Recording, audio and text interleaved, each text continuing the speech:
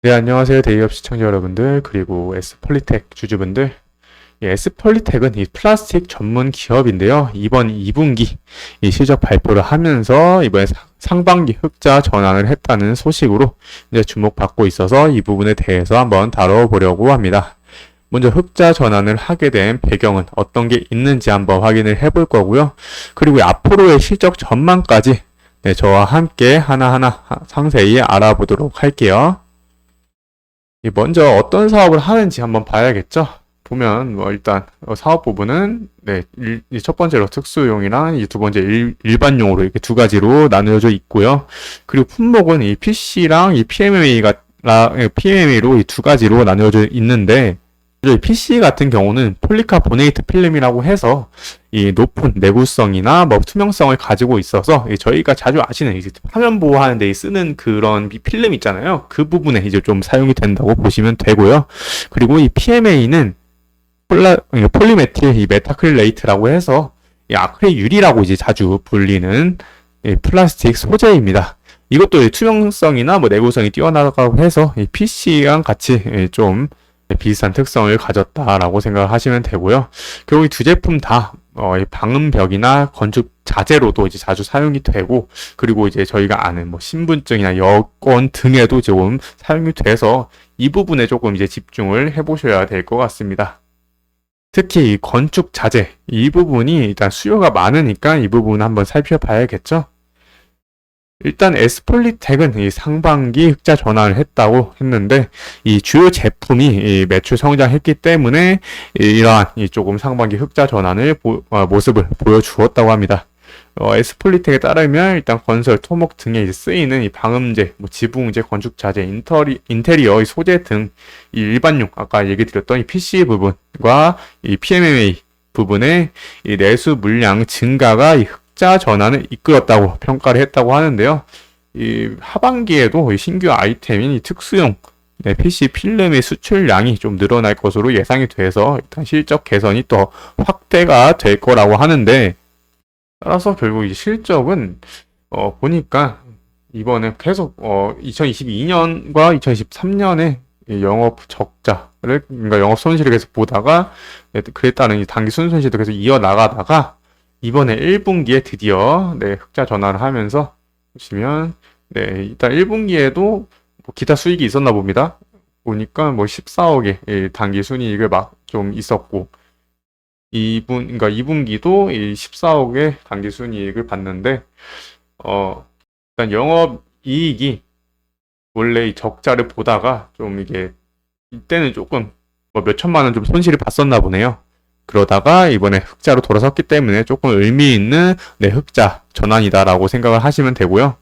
좀 밑을 보니까 일단 유보율 관련해서는 일단 200% 미만을 조금 일반적인 기업으로 보거든요. 그러니까 좀 재무 건전성이 좀 괜찮은 기업으로 일단 80%로 좀 괜찮고요. 이 유보율도 조금 이제 줄어들긴 했는데 그래도 669%로, 이게 유보율이 이 자본금 대비해서 이제 회사 유보 자금이 어느 정도 있는지, 그러니까 자본금이 분모에 있는 거죠. 이 자본금으로 나눈 수치인데 이 부분이 지금 669%가 있다고 하니까, 근데 이 부분에 대해서도 조금 양호한 수치다라고 보시면 되겠습니다. 그리고 밑에 보니까 BPS가 3,846원 정도인데, 이 주가가 지금 1,490원 정도라고 해요. 1,490원 정도니까 이 PBR 측면에서는 조금 저평가 받고 있다라고 생각을 하시면 되겠고요. 일단은 이 앞으로의 좀 예상 실적 전망을 보려면 이게 어느 정도의 시장 점유율을 조금 확인하고 있고, 그에 따라서 어느 정도의 매출이 예상이 되는지 조금 봐야 되는데, 일단 이게 이 사업 보고서에서 S폴리텍 사업 보고서에 좀 가져온 자료인데, 엔지니어링 플라스틱이 일단 국내 시장 기준으로 해서 점유율이 60%나 된다고 합니다. 이게 엔지니어링 플라스틱은 되게 다양하게 있어요. 다양하게 있는데 이거는 그 아까 얘기 드렸듯이 그 건축 자재에 들어가는 엔지니어링 플라스틱이니까 이게 자동차에 들어가는 엔지니어링 플라스틱이 아닙니다. 이게 그 건설 쪽에 들어가는 엔진은 플라스틱이니까 그 부분 조금 유의해 주시고요. 그 부분이 일단 시장 점유율 60%의 점유율을 차지하면서 결국 이 국내 건설의 이 성장성에 조금 크게 영향이 온다는 건데요.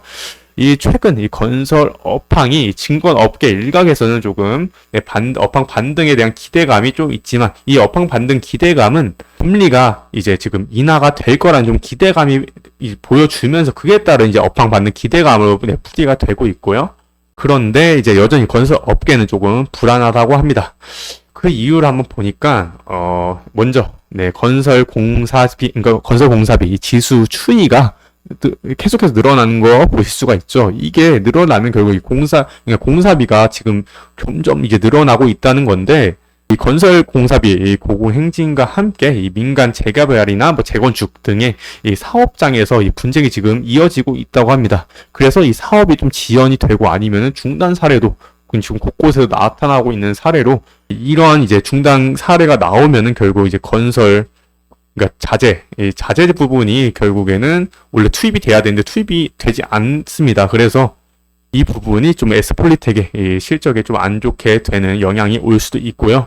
이 외에도 뭐 전국 이 미분양 물량은 올해 뭐 6월까지 7개월 연속 조금 늘어나고 있다고 합니다. 이게 74,037세대를 지금 넘어가면서 이 건설사들에게 이 금융 부담을 더하는 이 준공 후 미분양은 2020년 10월에